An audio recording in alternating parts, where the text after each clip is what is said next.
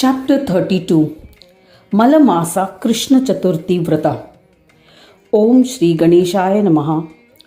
Dasharatha said, "Please tell me the glory of Sankashta Chaturthi that comes in the Adhik Maas, Malamaasa or extra lunar month. I am not content even after listening to the legends of Ganesh as they are joy bestowing." Sage Vasishta said, during the Raivat Manvantara, there was a king named Dharmadatta ruling the kingdom of Andhra. He was righteous and acclaimed. He would perform many yajnas and yagas. He was skilled in warfare. He was praised by everyone for his political wisdom and humility. He collected a sixth of the produce of his subjects as tax. He protected his subjects diligently. Unexpectedly, the sovereign king, acclaimed and well versed in Shastras, was afflicted by ascites, fluid collection in the abdomen. He tried various remedies, yet there was no respite. He performed his Tuladana, weighing himself on a balanced beam and donating the equivalent to his weight. Yet his disease intensified. He visited pilgrimage centers, he worshipped gods, performing all rituals, yet he could not be cured of the disease. He was grief-stricken. He mulled committing suicide by consuming poison or drowning. His subjects were distressed. Just then, unexpectedly, Mahayogi Ashtavakra arrived at his palace. When the king saw him, he deferred his decision of consuming poison and performed puja of the sage. He offered him a meal, and thereafter, with all humility, Dharmadatta said, "O Panditji, you are verily a Yogishwara. My life has been blessed by your darshan, and I feel uplifted. I was contemplating suicide. I must have amassed some merits, as I have been blessed with your darshan, which has saved me from falling into hell." Vasishta continued the narration.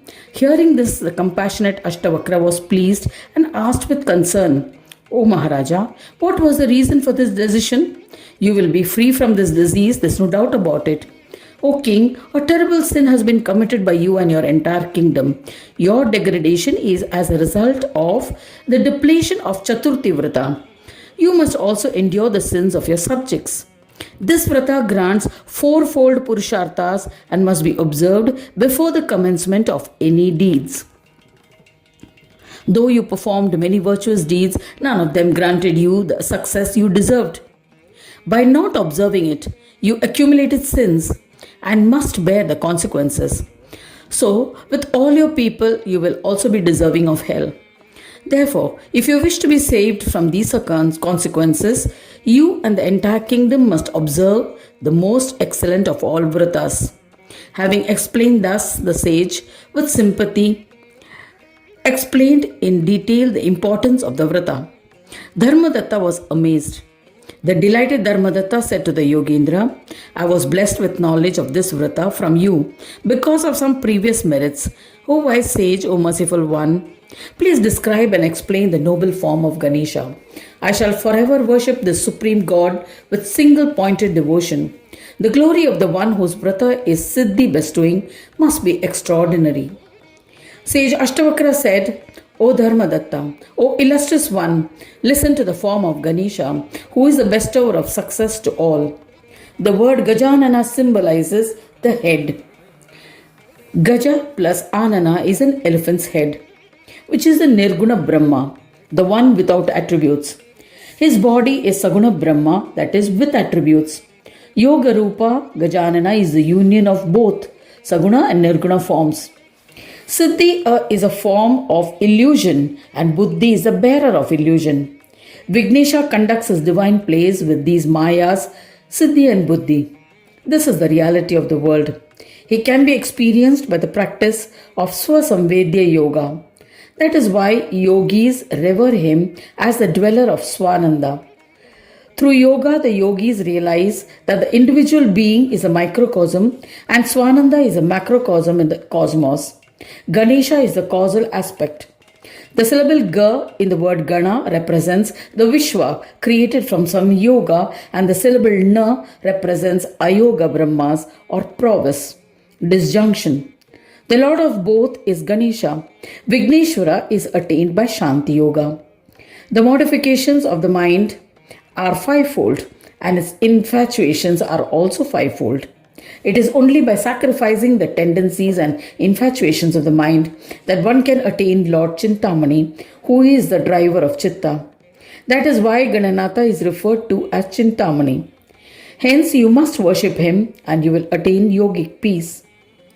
Having expounded thus, Ashtavakra initiated King Dharmadatta into the Mala mantra, powerful mantra of Ganesha, and then disappeared. King Dharmadatta was overjoyed.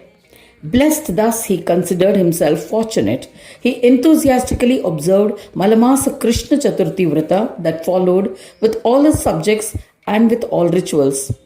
This Vrata was then popularized in the kingdom. It was observed by all. As a result, Dharmadatta was cured of his disease. People too became free of diseases and were happy. The king worshipped Ganesha regularly with single-pointed devotion. The king made generous donations to please Ganesha.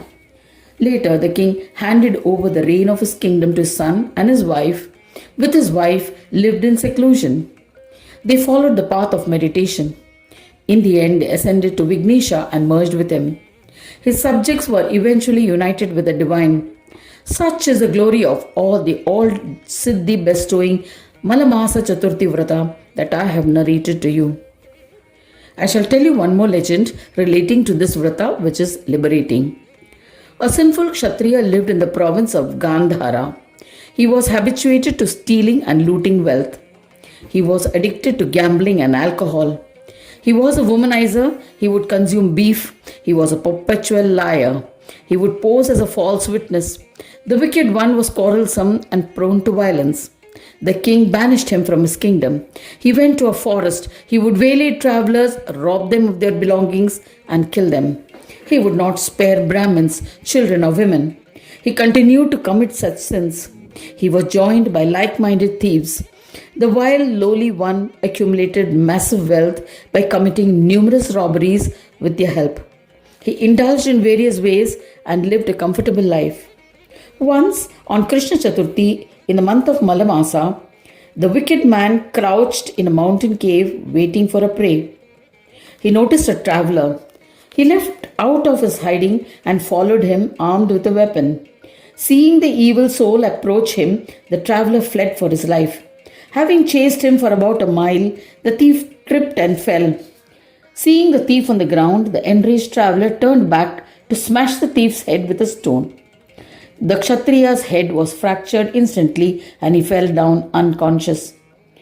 He regained consciousness at moonrise. Though he was injured and in pain, he somehow returned home and ate some rice porridge. Thereafter, on the next day of Panchami, he died and went to Swanandaloka. After taking darshan of Ganesha, he was liberated. Even though he was sinful, he had observed the Sankashti Vrata through ignorance. He was emancipated. Such is the importance of Chaturthi Vrata that even if it is observed unknowingly, one gets liberated.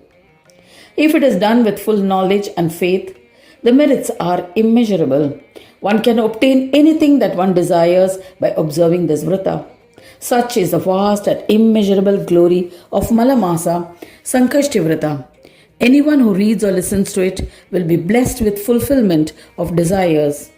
Thus ends the 32nd chapter titled Malamaasa Krishna Chaturthi Vrata in the 4th Khanda of the Puran Upanishad, Srimad Mudgal Purana, describing the legends of Gajanana. Dedicated to Sri Gajanana. End of chapter 32.